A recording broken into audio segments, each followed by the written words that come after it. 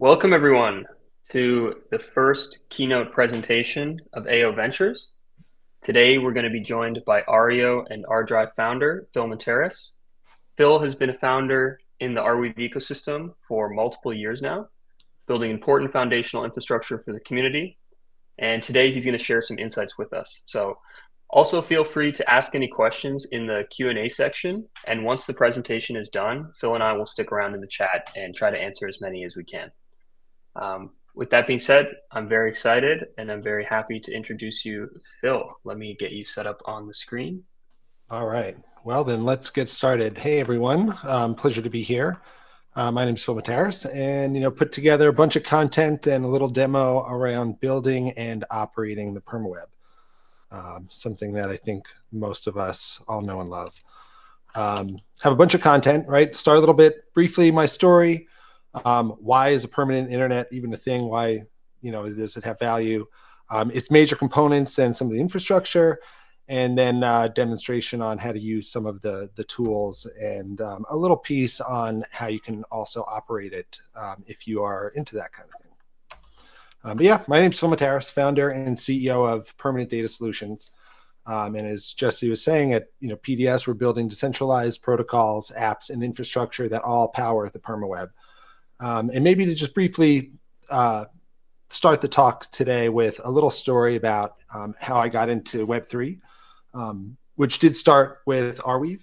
I discovered crypto in 2017, really via Ethereum.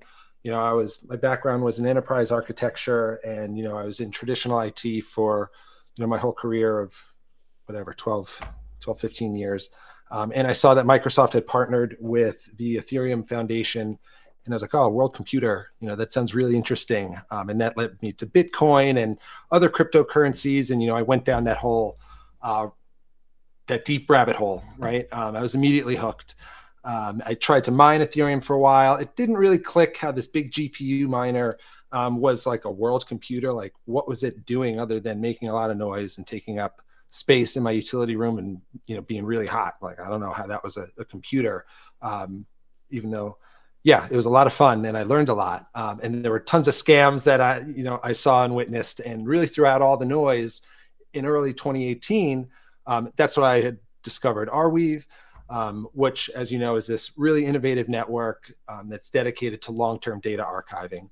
And it really had that intriguing way to look at cloud storage that instantly captivated my attention, especially considering, what I was doing in my career and dealing with traditional storage platforms and SANs and arrays and S3 and buckets and, all of those kinds of pay for centralized subscription type storage models. ArWeave was really pay once, store forever, right? It was really different. You don't have to pay a monthly subscription to store anything. It can't be censored. It's all open source, and, it's built on things like TCP/IP and existing web technology. And there's already this community, and it's, again, early 2018, it was still kind of spread around the world. And this was really exciting for me because of my personal life, in my career, I started to see how the internet was starting to erode.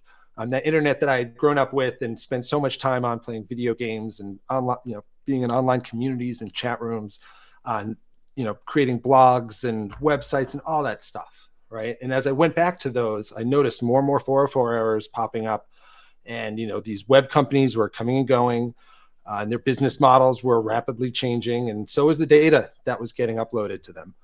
In 2019, a failed server migration at MySpace deleted all the music uploaded to that platform between 2003 and 2015. Losing 50 million songs, right? And I love coming back to that because it's just an important showcase of like trusting data in a company, and you think it's going to be there, you don't make that backup somewhere else, and it's gone. Not to mention, at this point in my life, I was just inundated with so many bills of that different cloud subscriptions and things you don't even realize you're signed up for, just piling up. Something really had to change. And I think ArWeave's model of pay once, store forever really revolutionized a lot of these things. So I realized very quickly this potential and how it could help fix the internet. So I learned more about ArWeave by mining it. and helping people in the Discord, way back when, because again, my background is infrastructure, so that's how I learned things, just like playing with them, right? So, and it really linked mining and ArWeave nodes really linked with my background in enterprise architecture, and communicating with other people in the community at that really early phase was just very exciting. Again, it was very reminiscent of my earliest days of being online. In 2019, I was invited to participate in the first ArWeave community DAO, which at the time, like, I had no idea about like what a DAO was or what it meant and how it was organized. But it was, again, an experimentation in like decentralized coordination and getting closer with the ArWeave community. And then the summer of 2020, that's when I quit my job and shifted up my career, and started building on this new network, this new web, with this Dropbox-like app called ArDrive. And I created my first company, right? Permanent Data Solutions. And it was really that first ArWeave web incubator. I think it was Open Web.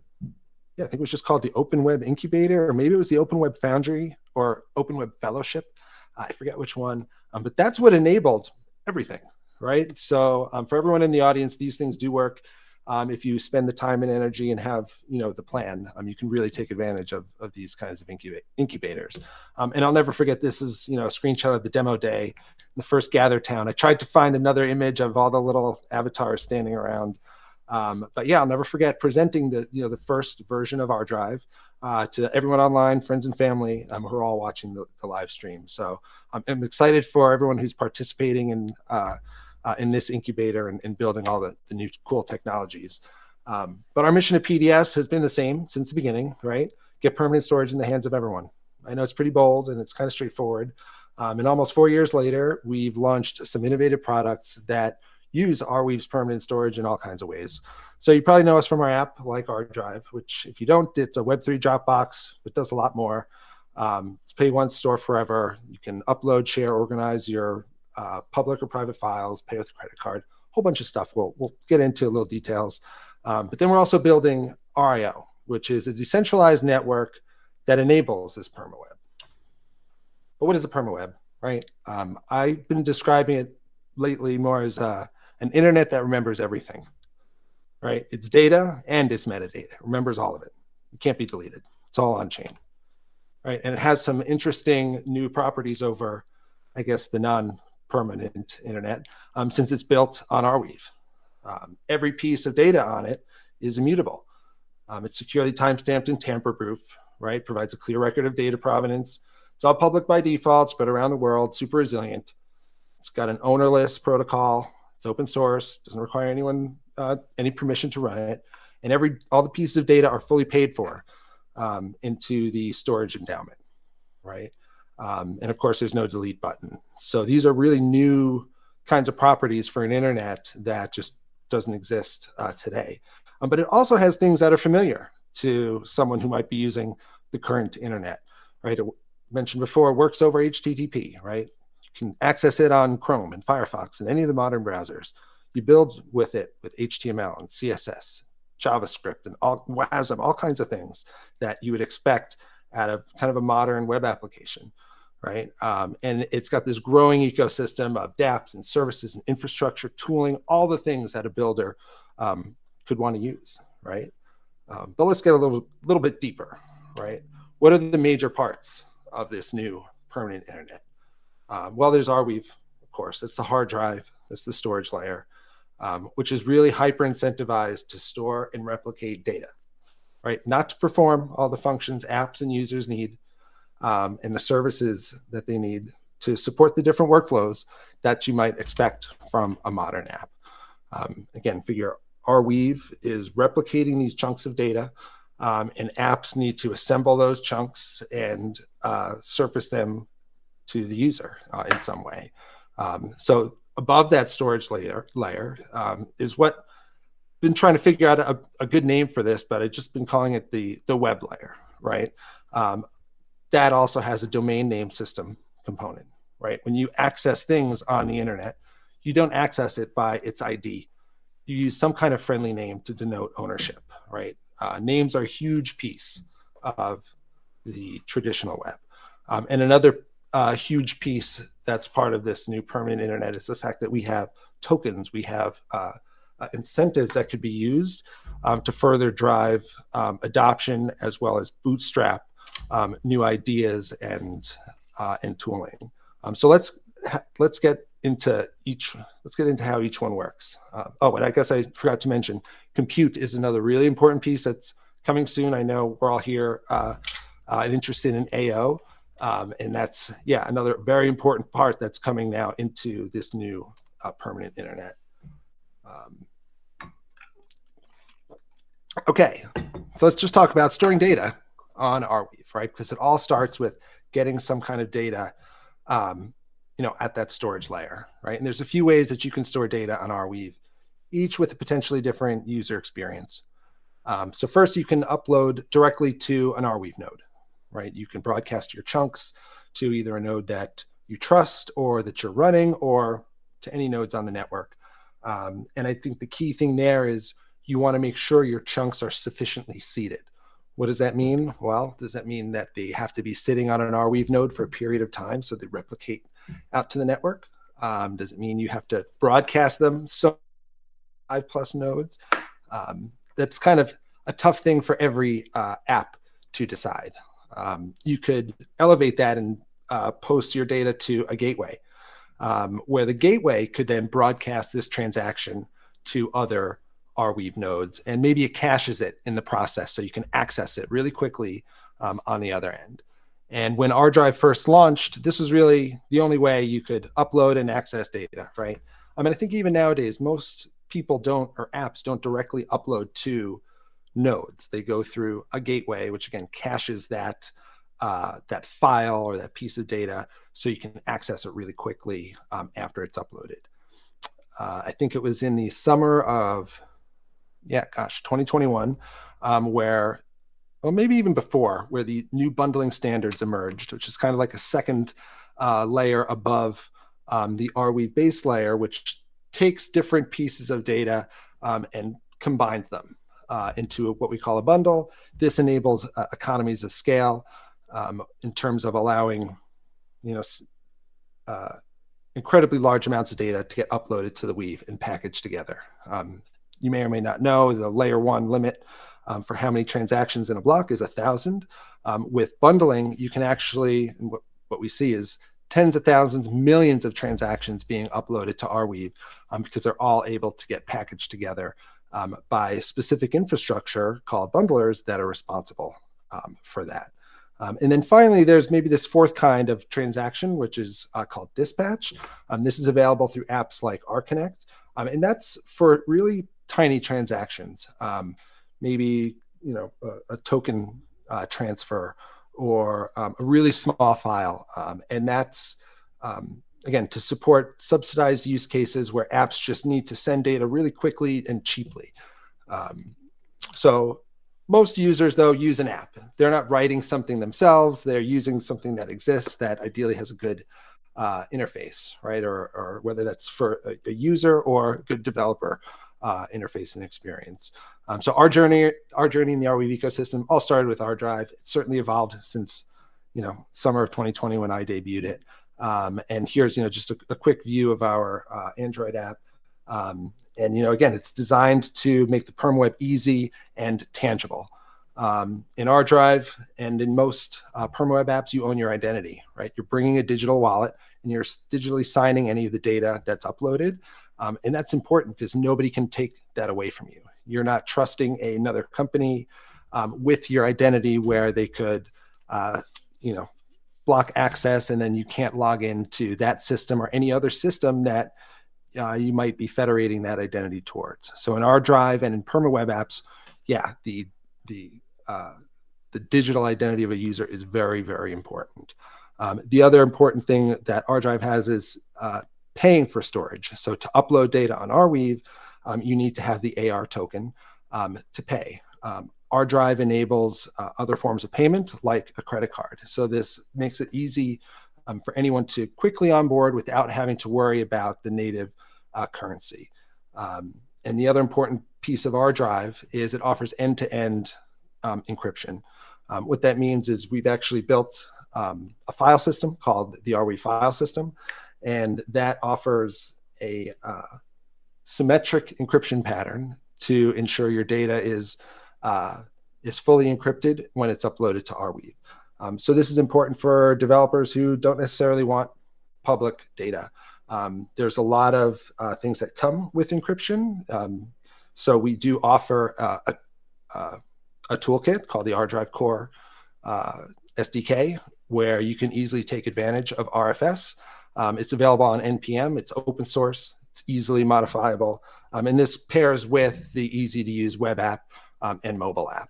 And again, RFS, we had to build this because back then there wasn't a data protocol that allowed an app to easily model a file system out of ArDrive transactions, right? ArDrive gives us this ability to have all different kinds of tags and a rich information architecture. So one of the first things we did was create this file system protocol, which uses an append-only transaction data model that lets apps like ArDrive or any other app that follows RFS to actually compose the state of a drive, as well as the folders and the files that are in it. And then you can do things like add a new version to a file or support private files with encryption. And then most importantly, be able to have a good structure to query for this data down the line, right? Once the data is on ArDrive, think of it as this immutable data lake. The better you tag it up front, the easier it'll be to find next year, 10 years, 50 years from now, and so on. And again, just this is an example of the data model we used. There's lots of other ones that exist, whether it's around social networks or certain types of content or databases. And again, ArDrive's metadata, this tagging system, all allows this to happen. And again, the gateway, the piece that we're going to get into next, is indexing this information, allowing apps to easily query for it. I did mention ArDrive allows credit card support, and that's because it uses the other piece of infrastructure that we built called Turbo, which is a bundler. It supports high speed and reliable uploading. It ensures your data gets properly seeded to ArDrive. So for example, if there's a fork or if it doesn't get accepted by the miners, it'll retry those uploads. We have a really easy to use SDK for developers to quickly plug in the uploading or payments components into their app. So for example, we have, there's a music platform that has integrated the Turbo top-up experience so users can easily pay for storage in their app. And coming soon, we're actually going to be supporting other cryptocurrencies as well, like Ethereum and Solana. So stay tuned for that. And really combined, both Turbo and the ArDrive platform, it provides tools to meet really diverse needs and use cases. And it's kind of fun because ArDrive, it's not just kind of a centralized app, but we used ArDrive to upload its own code to the permaweb. So users have even more rights in terms of they know these versions can never change. They can always revert back to them. The team could never go and delete them. Even the ArDrive mobile app, we've permanently archived some copies of those. And any app can get this benefit if it's hosted on the permaweb. I think it was maybe 15 cents, per ArDrive version to get it permanently archived. And then, I think this is really an easy pattern for most front ends, static sites, React apps can leverage. But what makes the permaweb actually work? We just talked about an app that's kind of using it. What makes it actually work? We just said ArDrive is the storage layer, and we have apps that can upload data. But what about this web layer? How do apps like ArDrive find user data quickly? How does it get served out quickly and efficiently? What incentives are behind the serving of this data, the indexing, and so on? So while ArDrive offers this scalable and permanent on-chain data, there isn't an incentive mechanism to provide these kinds of services like indexing, querying, and retrieval. And then what's happened over the past few years is that independent, closed source, really expensive and big gateway services have emerged, AKA kind of the traditional web. right? Where you have a few very large providers who are providing all the services that all the apps need. And I guess the result is, so far for ArWeave and our ecosystem, is a general community reliance on the single controlled gateway, arweave.net. Right? I think we're all familiar with accessing a piece of data and going to arweave.net. So that's where the RIO network comes into play. It's a decentralized network of gateways that really makes the permaweb real. This is that web layer, and this is where users and apps would come in to get their data in and out of ArWeave. So RIO tries to reduce all those barriers of entry and attract even more gateway operators to the permaweb. We don't want this one single mammoth, right? With the further goal of enhancing the permaweb's health, the overall resiliency, and the functionality through new mechanisms that we've been crafting, all as trustlessly as possible. Okay, and we've kind of applied this solution in a couple directions. One, by trying to reduce the overhead costs, the economic costs associated with the gateway, by making it open source and efficient and modularized, right? As well as added an economic incentive layer with the IO token. So we're going to talk about these things next. All right. So gateways, they're the front doors to the permaweb, right? Really, the most important role is to facilitate data retrieval. It assembles these chunks into what we call contiguous files. It caches them locally, so it doesn't have to go back to an ArWeave node. Maybe it puts those files in a CDN. It indexes them, right, in a really efficient database format, and then provides GraphQL query services to retrieve that data by any of those tags or data protocols that an app might have defined. It has an RPC connection to those ArWeave nodes, providing a layer of protection. And gateways can ultimately decide what they want to cache and what they want to index, right? They have that flexibility and control, right? So they can conform, they can have a content moderation policy that conforms to their personal beliefs and values and regional jurisdictions. And finally, gateways provide some key value-added services for the domain names, as well as things like ArWeave manifests, which take application and site files and turn them into something that can actually be rendered by a browser. So their gateways are really doing a bunch of different things, right? And while sure, the RIO network is not just a single gateway. It's a network of these. So if you make a request to any single gateway, it'll look in its own cache to see if it has that information. And if it doesn't, it'll reach out to a different node. And, that's, again, something that's providing more resiliency. So you won't have to go and find that data yourself. The gateway is responsible for it. Responsible for finding it, ultimately with the backstop that is the ArWeave network. So it's easy to discover what gateway you want to use. Once a gateway is joined into the RIO network, it's added to what we call the gateway address registry. And there are different apps that you could use to see the list. There's a protocol called the AR:// protocol that will automatically direct you to these gateways. For a gateway operator to join to the network, they actually have to stake IO tokens, right? The more tokens they stake, the higher in the list they'll get, right? So applications and users can look at this list and determine where or which gateway they trust the most based off of stake, performance indicators, and other kinds of metrics.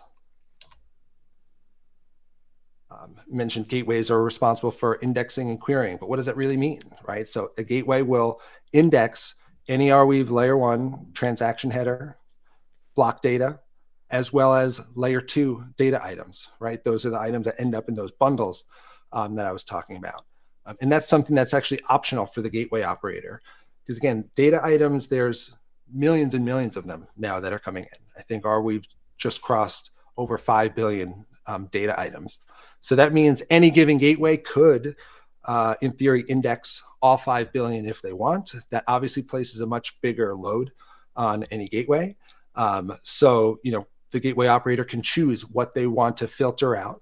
Maybe you only want to index your application or your community's data.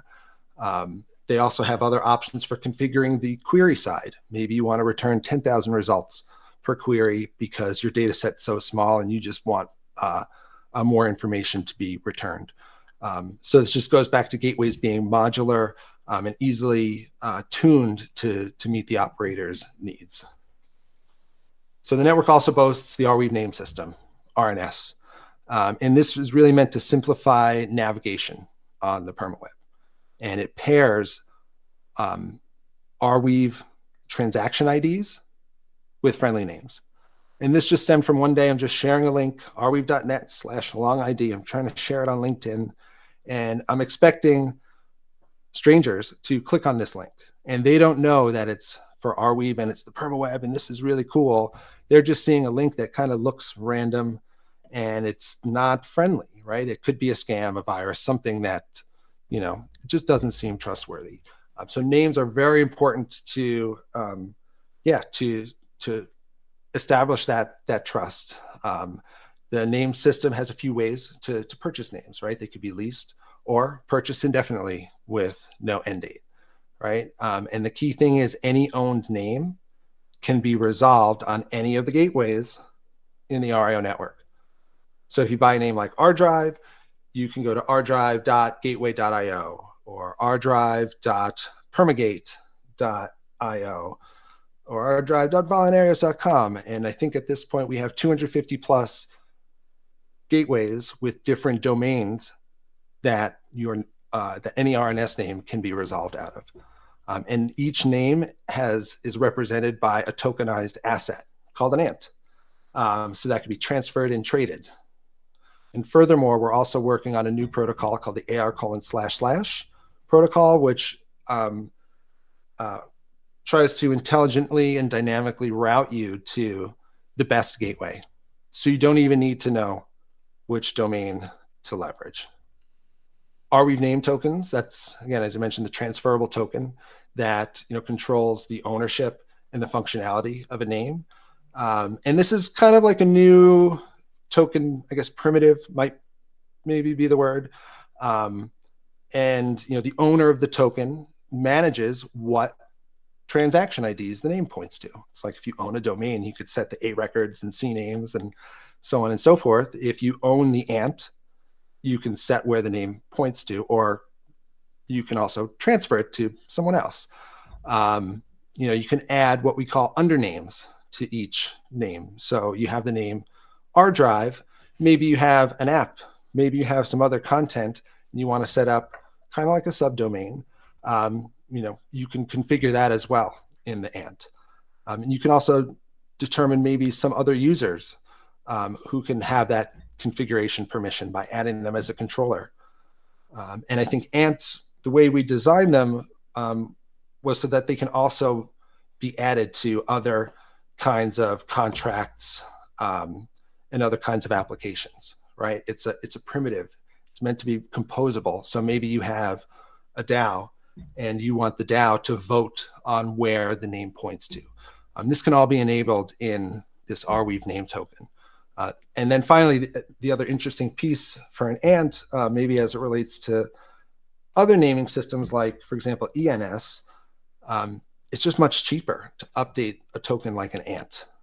It's lower gas fees versus making, Ethereum transactions, which you might have to pay $5, $10, $20 to update a pointer there. So another very good property of the affordability of RNS and ants. And then finally, we have the IO token, right? This is the multifunction SmartWeave token that really powers the whole network, right? And powers it from the perspective of incentives. So there's a protocol that's rewarding gateway operators via this token. Anytime a name is purchased, it goes into what we call the protocol balance. And that is then kind of dripped out to gateway operators over a really, really long period of time. So that's a very important aspect of the token that, again, was missing from the current kind of centralized gateway model that we have now. The token's also used to stake for gateways to join the network, as I mentioned before, right? There's a delegated staking aspect as well. So users might not want to operate a gateway, but maybe they trust certain gateways with their IO tokens, so they could delegate their stake to receive a portion of the protocol incentive reward that that gateway receives, right? And then even though RNS is, the primary kind of sync in the RIO network now, this token could facilitate new syncs or new network utilities in the future. Okay, but what about that compute layer that I was talking about? What about AO? So AO came out a couple months ago, the testnet, and it really rocked the ArDrive ecosystem. It lit a fire in me and my team to, go in and explore and investigate and ask all kinds of questions and run it. And, I felt like Zoolander trying to break into the computer for a minute. But I think we came out on the other side. We didn't smash it, right? And really found some huge benefits for the RIO network and potentially other apps and services built on it, right? So as I was saying before, the IO token was a SmartWeave-based token. We were limiting that to just layer one only. So we can only really have, as I was saying before, a maximum of 1,000 transactions every 2 blocks, or every 2 minutes, sorry.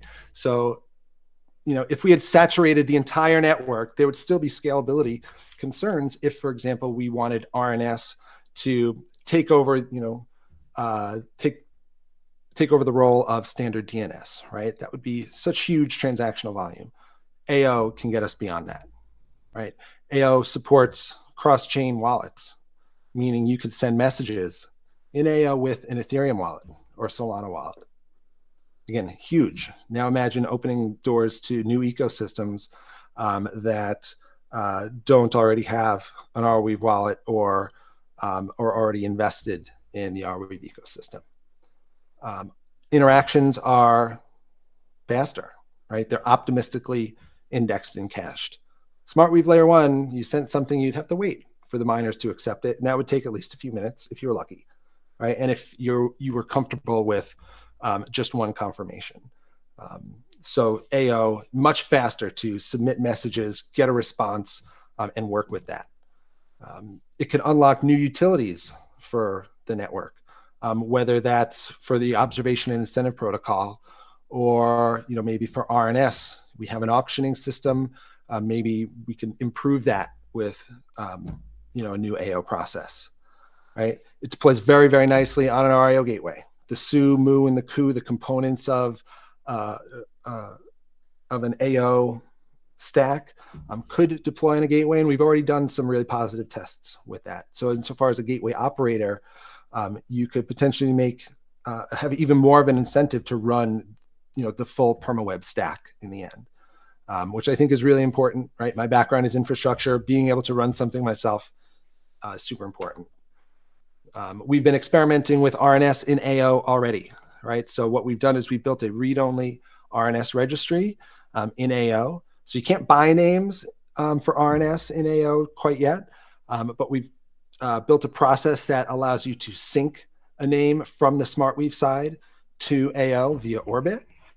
So thank you to that team for building a wonderful service there. And the key difference now is, saying before, an RNS name maps to an ANT, which previously was a SmartWeave contract. So you had a name to contract ID relationship. That's now getting changed, right? In this experiment, a name can also get mapped to an AO process ID. So part of this, we also released code to allow you to create an ANT in AO, an ArWeave name token, or add it to an existing process. And then we also created another RNS AO resolver, which Tom and the AO team was kind enough to add as a blueprint. So that makes it so any AO-based process or any AOS developer can easily resolve any RNS name right where they are in a quickly and easy fashion. So lots more to experiment there. And again, we're really excited about the prospects that AO brings, and I think it's a huge paradigm shift for the ArWeave ecosystem. So I've kind of gone through a bunch of the different layers, right? I think now it's time to play around with the permaweb. So I'm just going to show you a few different things. Mostly we're going to use an app. I've already uploaded some data.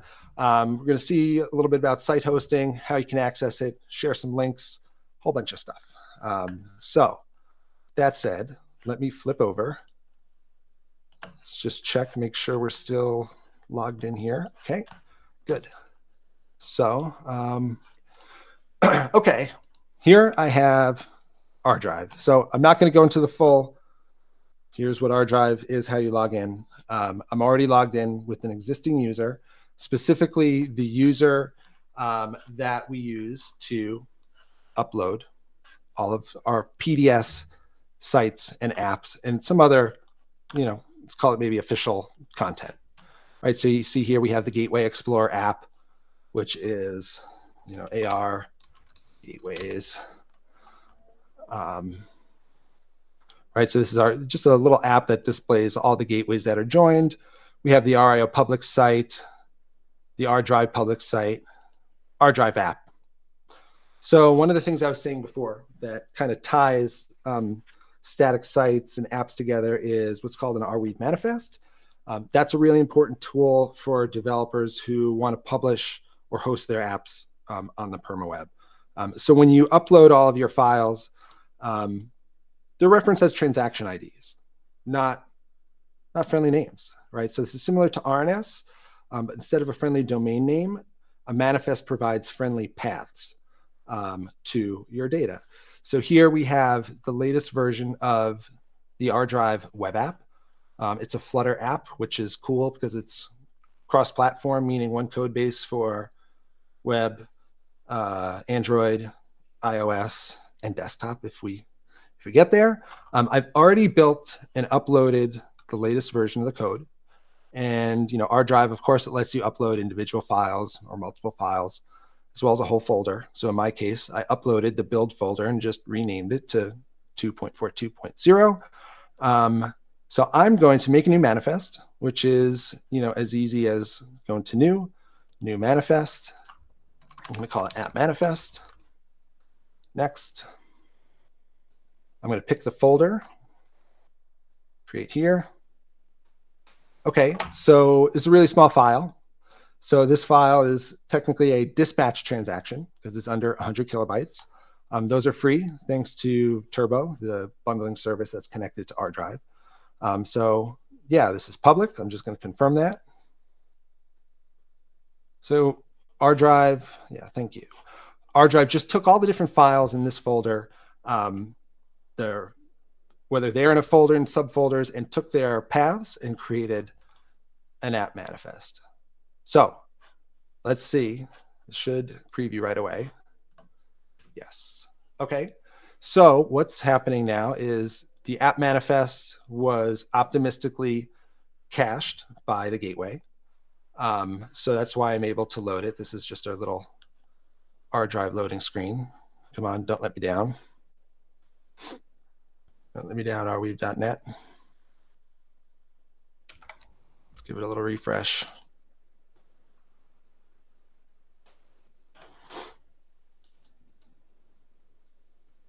So we did a Flutter upgrade in this version of ArDrive. So let's do Control R.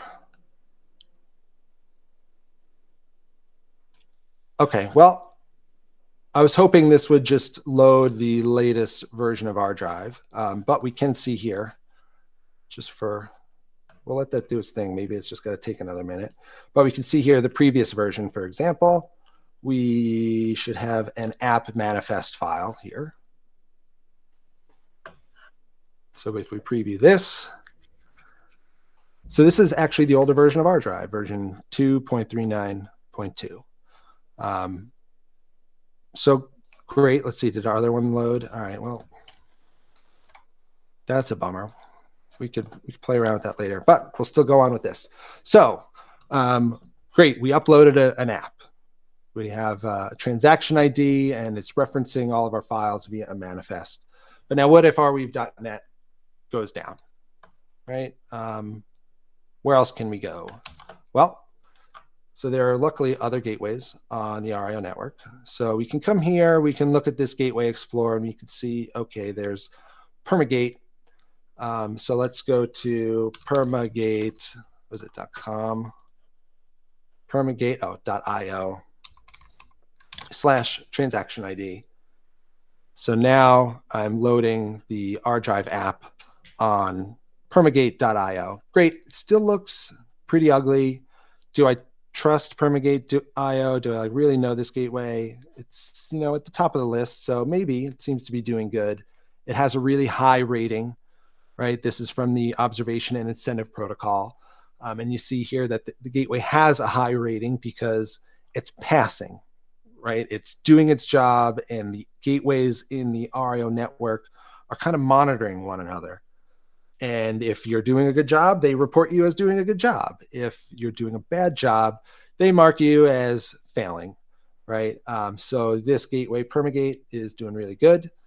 So it's, you know, it's really fast, and it's got a high rating. It's got a good stake. It's got some delegates. This is a nice gateway. So, you know what? I do trust it, right? But this is still a really annoying link, right? So saying before, domain system and friendly names are, you know, really important to any kind of platform. So we already had created a friendly name for ArDrive. So I could go to ardrive.permagate.io. Oops. So I went to Art. All right. So we have a friendly name for ArDrive, right? But this is actually pointing to our public site, which is kind of an older version. If you go to our new ArDrive site, it's a lot newer. But what we've set up is an undername, an undername for ArDrive. So again, it's kind of like a subdomain, right?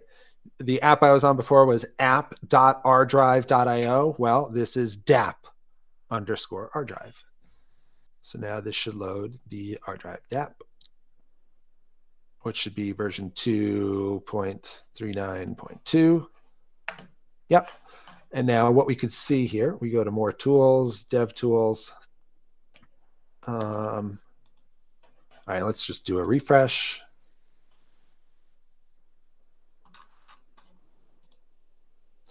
So if we just inspect the response from a gateway, we can see that it's returning the RNS resolved ID. So this is the actual transaction ID of the manifest.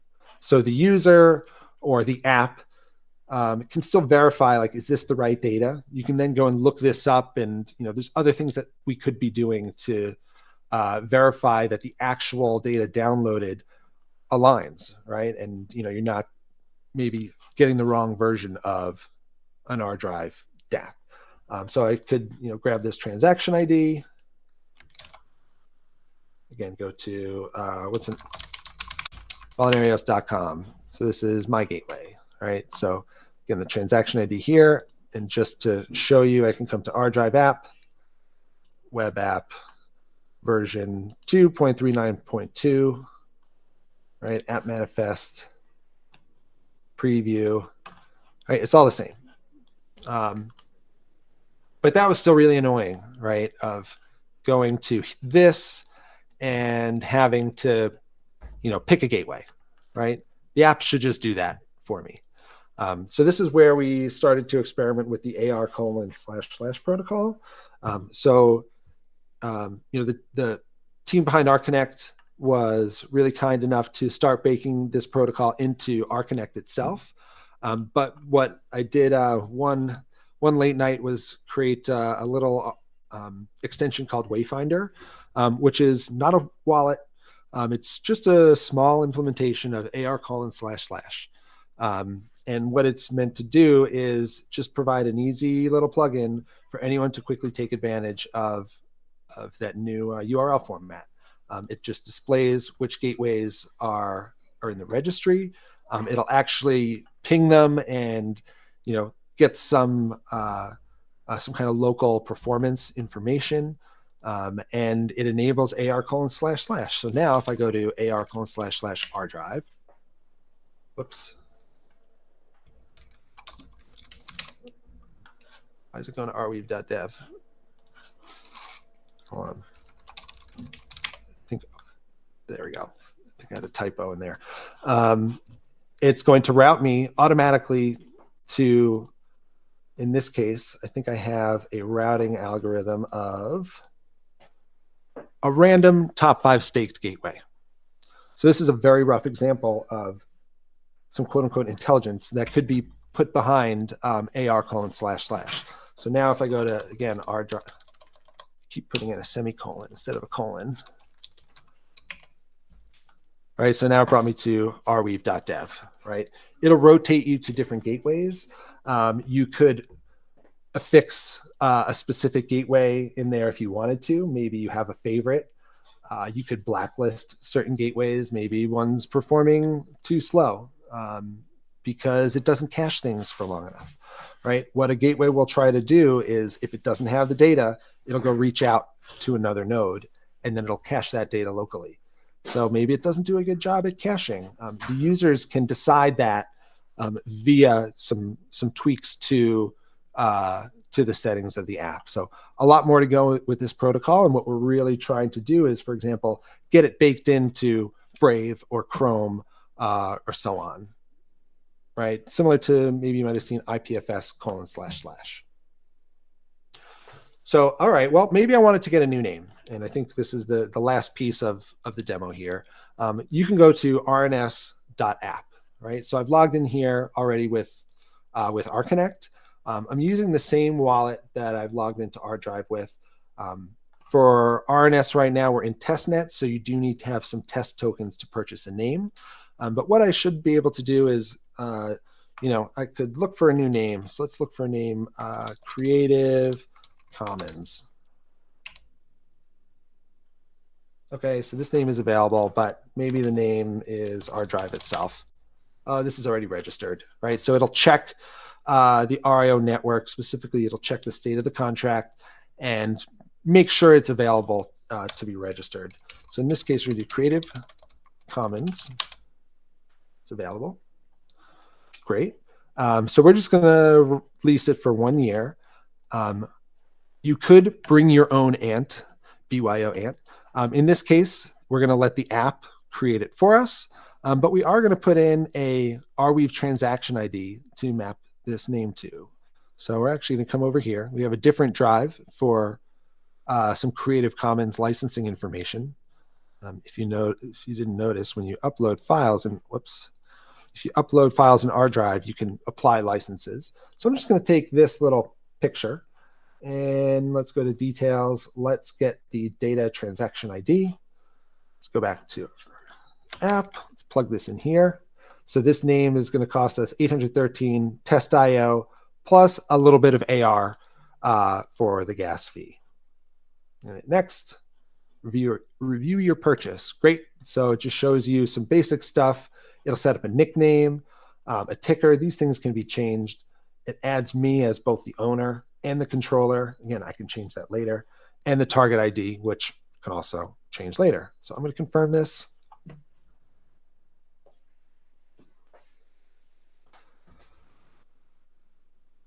Yay, Creative Commons is yours. All right. Now, I was saying you could do some configuration. Whoops. So we also have a manage assets page. So you can see the other ants that I own. Conversely, you can see the names that I own. Remember, you can have ants that aren't registered to a name. So we have two views of this. We can see the ArDrive name that I have. And for example, we could see the undernames that it has. Come on, don't do this to me.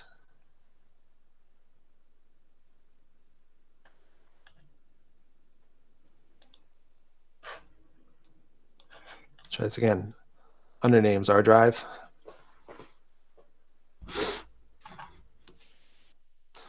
It's literally just working before the demo. Okay, well, ArDrive has 6 undernames that I was going to show you, and I was going to show how you can update any undername. the demo was to update the manifest for DAP_ArDrive, but that didn't work out the way we had hoped. Let's give this one refresh here. Okay, so you see this is not available yet because it hasn't mined. So the RNS app will kind of pull in the background and detect that. But once it is mined, I'll be able to go in here and manage it. Let's just try this one more time. Okay, well, that's doing its thing. The other important piece to mention, so that was a quick lease for a name. Depending on what name you're looking for, let's say it's a name like AO Venture. Let's just do the name Ventures. Let's see, does this exist? Okay, register now. Maybe I want to permanently buy the name. So another important feature that we developed in RNS is this Dutch auction capability. So because this name is a permabuy and you're taking up the namespace indefinitely, we have you go through a Dutch auction. So, insufficient funds. Okay, well, we do have some existing ones already that have been started for some names. So for example, this person is purchasing the name Scripture. So if we view this auction, when the name is initially, when the Dutch auction is initially started, the name price begins at a really high ceiling and then slowly goes down block over block over 14 days. So at any point in time, the initial name purchaser could place another bid to permanently buy that name. They can wait for the price to come down more and more, or just kind of wait to the very end and then they automatically get it. So this is kind of an experimental thing that we put in place for the higher value names, and we're still collecting community feedback on it, but it is a really effective way to get a market price for any given name, because ultimately we don't know how much these things really cost. It's kind of up to the market to determine that. So yeah, this is just a quick view of the RNS app. Friendly names are really important for any developer who's building on the perm web. And this is something where, again, it's in testnet, but we can certainly support anyone building here with test tokens to, purchase any kind of RNS name. I did have a really quick 3 minutes. So I did want to show how this was leveraged in AOS. So we have the RNS resolver. To load that, it's just a load blueprint RNS. I'm not going to do this because I already have it loaded. And it comes with some handlers to fetch name information. And really quick, I can just show you how to invoke it. So you can do RNS dot. Let's see, maybe we want to give a name's ID, right? The process ID that it relates to, if it has one. So I had previously set up ArDrive to work here. So the RNS ID ArDrive.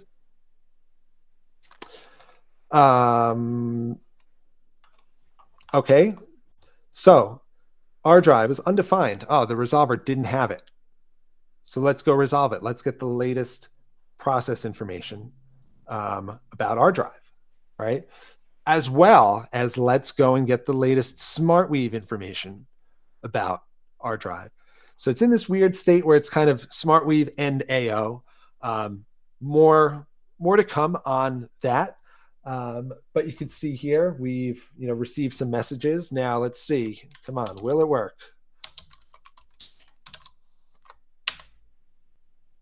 There we go. So this is the process ID that ArDrive corresponds to. Okay, that's cool.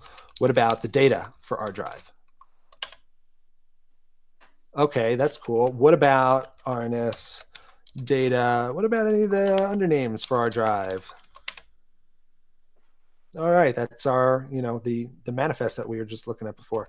What about the owner? Who owns ArDrive? Right, this should be our CC wallet.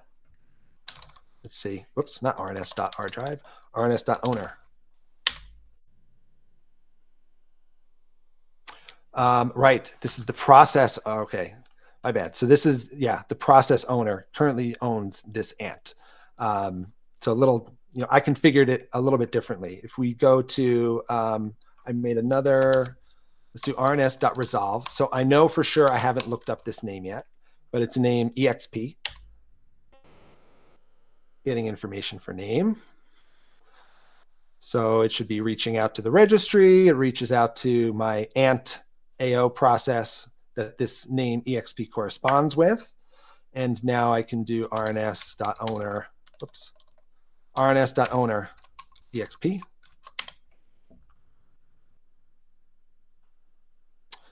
All right. Well, it's not. Yeah, it's all right. Sorry. So again, it's a little unprepared. I didn't set this one up correct, but you can see how you can get the owner, the ID, or any data from a single name. So very flexible, and a lot more to come in terms of RNS integration with AO. So I'm just going to flip back to my presentation, which has gone all the way back to the beginning. And let's wrap it up, guys. So we did a demo. I hope that was useful. Can definitely talk all day about the tools that we built. But the other really important piece I wanted to leave you all with is, and I know we're all builders here, but anyone can do what I just did, can build that kind of app, as well as operate any corner of the perm web, really at any kind of scale that they want, right? Running a gateway to have full control over your, gives you full control over your data access, lets you experiment with new capabilities, or even if you just want to earn tokenized rewards. And it's a really good learning opportunity if you're just trying to understand how distributed systems and decentralized storage networks work. You can become like this guy, right? The gateway master. What you need some hardware, maybe 4 cores, 8 gigs of RAM, an SSD, half a terabyte, maybe 250 or so gigabytes, and some good internet connectivity. I have videos of deploying an RIO node on a Raspberry Pi. So figure that's like the small scale factor. You're going to run it on Linux or Windows. Kind of prefer Linux. It seems a little easier. You'll need a version node 18 if you want to develop it and build it, but it all runs on Docker with Docker Compose. So very easy to just pull down the latest container images and you're off with some configuration of an environment variables. And then it uses Nginx for all of its load balancing and network requests. You will need a domain name, right? Friendly name uses the domain name. You'll need SSL certificates for HTTPS. You can run it on any port. You don't need HTTPS, but to join it to the network, you do. You'll also need an ArDrive wallet to hold your test IO tokens if you do want to join it to the network. So just a few important pieces here, but it should really, take maybe 30 minutes to an hour to get fully set up, maybe a little longer for us to get you test tokens. And we can certainly help you out. And there's lots of docs to also get you started. Building, again, there's tons of docs and SDKs and tooling out there. Just linked a few here, docs at RIO, docs for ArDrive. The cookbook is a massive source of information. You can always reach out and we can, point you to a specific direction as well. And then finally, we do have what we call the Turbo Launchpad, which is a program for select teams looking for storage credits to maybe support a project that's a little bit bigger. Uploading data on ArWeave, isn't cheap, right? And we recognize that there might be some teams that might just have a use case where they have to spend a little bit more for some data. So, we open this invite to any team, and it is an invitation process. You have to fill out a form. It might not be for every team, but it could be something for you if you're really looking to upload some data to the Weave. We'd love to support any of the teams building today, whether guidance or tech support or dev support with our tools or the gateway, RNS name, testnet tokens, all of it. Clearly, we have lots of things that we could provide to help you get started on the permaweb. Please come chat with us in our Discord, DM me on Twitter. Please follow us on Twitter. And thank you for listening, everyone. And maybe we can do some questions. We still here? Oh, no. We are. Okay. Yep, we're still here. Thank you, Phil. We're going to do we're going to do the questions in the chat. So there's been a Sure. couple that have been asked already. We're going to do it off screen though, so we'll just be typing. Um, but thank you. Yeah, you covered a lot of different topics today, and I hope that everyone now has greater context on the types of tools and infrastructure that is available to them in this ecosystem. And thank you also for all the great work that you've been doing and for supporting and building all of these tools that you just spoke about. So thanks everyone for being here. Phil and I, as I said, we're going to stick around in the chat now and answer any questions you may have. Make sure to ask them in the Q&A section. And I'm looking forward to seeing you guys at the technical workshop on Thursday. And if you have any questions, we'll also be having an engineering office hours tomorrow, which is not going to be in Crowdcast like these ones. It'll be in GatherTown, and it'll be a lot more informal. So we're going to sign off now and stay in the chat, and we'll see you guys later.